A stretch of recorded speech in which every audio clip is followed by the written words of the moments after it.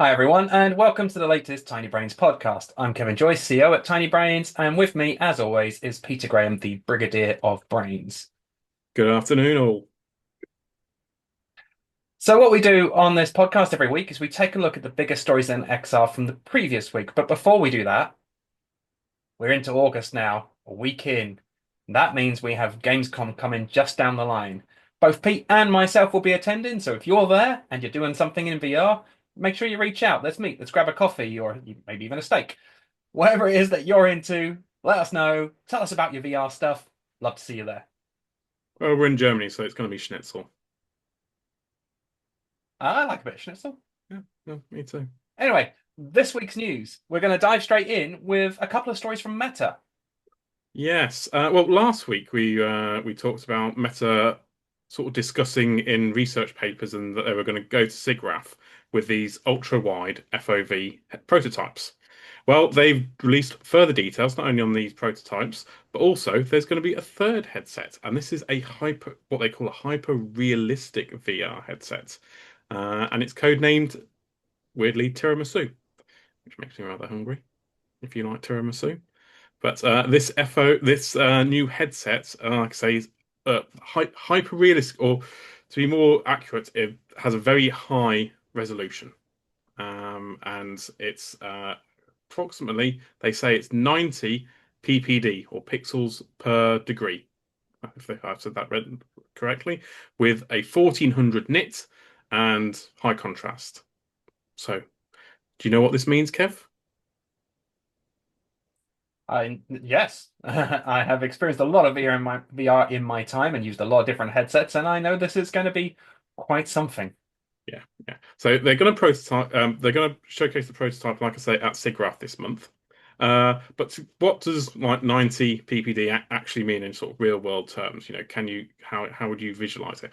Well, for example, the Quest is currently 25. The Quest 3 is currently 25 ppd, and it has 100 nits of brightness. Nits is brightness, so that's quite a difference between this 100 nits and 1400 nits for this prototype. A little bit. What about something a little bit closer? Well, Varo is probably the closest headset that would be anywhere near this because they're renowned for their retinal displays and their very uh, high clarity headsets.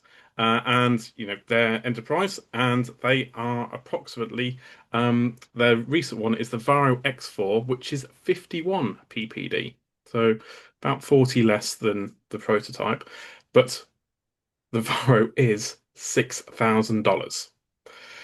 So I'm not expecting these prototypes to be, This isn't the Quest 4 we're seeing here. this isn't a Quest 4, no. The Varo XR4 is also 200 nits, so it's double the Quest 3, but nowhere near the 1400 nits of the tiramisu.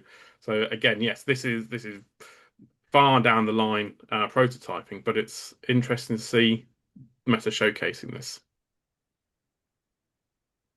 Indeed, I also don't believe we'll see much of these. Maybe they'll have them at the show, but I don't think they'll be part of the keynote at the upcoming Meta Connect. No, they won't because good old CTO Andrew Bosworth has recently been teasing a few tidbits. As he likes to generally do, he holds fairly regularly AMA, Ask Me Anything, on Instagram. And somebody asked him, is there anything you can tease? Any little bits for the upcoming Connect? And unsurprisingly, he said he talked about there's going to be some big wearables announcements, AI, and metaverse software. So yes, pretty much kind of what we figured would be along the lines of Connect this year. No major VR hardware announcements. They might come out with something.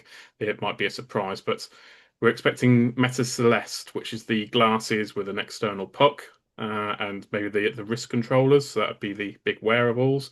Probably something Ray-Ban related as well. And as for metaverse software, would you go? I'd go down the route of Horizon, wouldn't you say, Kev? Yeah, I imagine a rollout to widen Horizon's audience. I don't know how much they'll continue to tie Horizon to VR other than it's a step up. I think maybe this will be a widening of Horizon on the Android platform.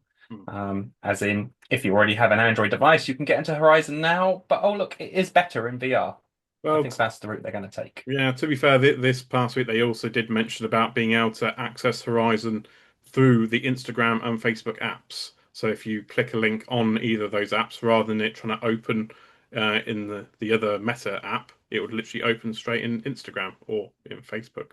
So there's that as well. Plus, Meta have also recently, again last week, they released some smaller generative AI features for creators, creator assistant style reference. So these are some new tools for the desktop editor to help creators. So I expect possibly an expansion of those and something more meaningful.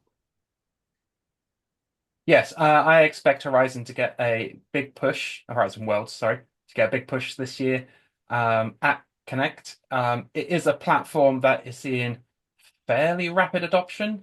So yes, I believe it's going to lead the way for whatever is the next step in getting more people into metaverse, VR, so on.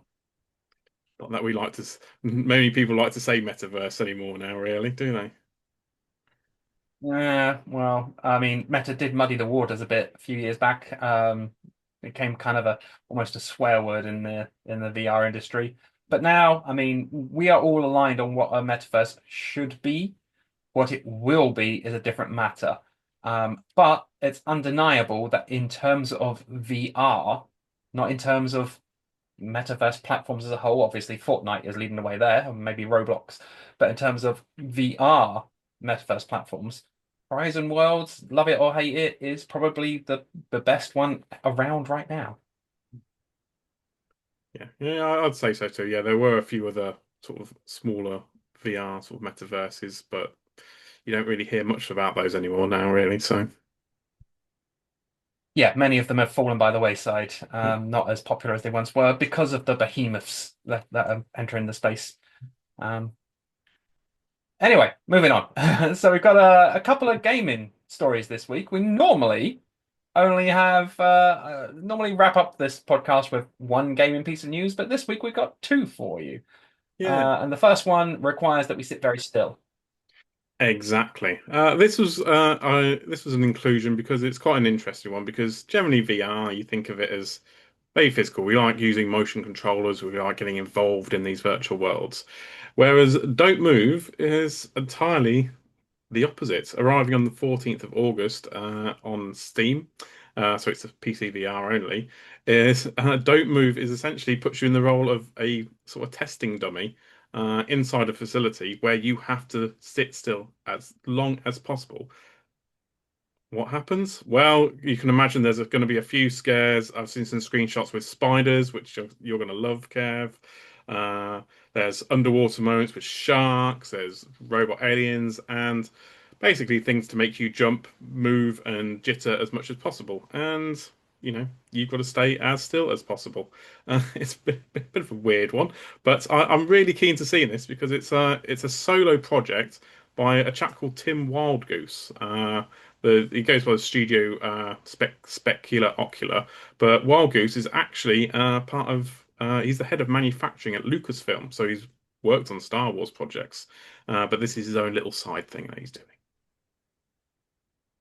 Frankly, none of that perturbs me at all, except the spiders. Yeah, and there's lots of different I feel spiders. like I would. There's giant spiders, and there's loads of tiny little ones as well, jumping at your I face. feel like I would pass everything with an S rank, except the spiders. And giant tentacles. Anyway, so moving away from my fears onto something that's a bit more exciting. Yes, currently considered one of the best action adventure games out in 2025. Arken Age, released in January for PSVR 2 and Steam headsets. And now the developers of Vitruvius VR have revealed that they are bringing it to the Quest 3 and 3S, and just those headsets. It's coming in November. So only a couple of months to go. They haven't given a specific date, but considering the rave reviews and the rave feedback that Arken Age has had from, like I say, PSVR 2 and Steam players, this should be a good win for Quest 3 owners this winter.